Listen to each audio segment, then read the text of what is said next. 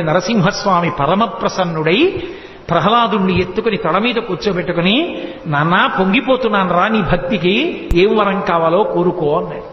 మళ్లీ నన్ను మాయలో ముంచుదాం అనుకుంటున్నావా స్వామి? నాకెందుకు ఇంక వరాలు, నాకెందుకు ఒక కోరికలు, నాకే కోరిక లేదు.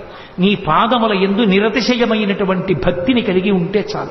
అదిగో మా తండ్రి ఏమీ తెలియక అమాయకత్వంతో నీకు వ్యతిరేకంగా బతికాడు, నా తండ్రికి ఉత్తమగతులు కలిగేటట్టుగా అనుగ్రహించు అని అడిగాడు. ఏనాడు నీ తండ్రి నా వంక చూసి స్తబ్దుడయ్యాడో, ఏనాడు పట్టుకుని పైకెత్తి తొడల మీద పెట్టుకున్నానో, నా గోళ్లతో చీల్చి నెత్తురు తాగానో, ప్రేగులు మెడలో వేసుకున్నానో, ఆనాడే నీ తండ్రి కాదు, నీ తండ్రికి ముందు 21 తరాలు తరించిపోయాయి. వాళ్ళందరూ కూడా తరించారు. కాబట్టి ప్రహ్లాద, నువ్వు బెంగ పెట్టుకోక్కర్లేదు నీ తండ్రి గురించి. నేను నీకు ఆశీర్వచనం చేస్తున్నాను. నువ్వు దీర్ఘాయుష్మంతుడవై ఈ రాజ్యాన్ని ధార్మికంగా పరిపాలన చేసి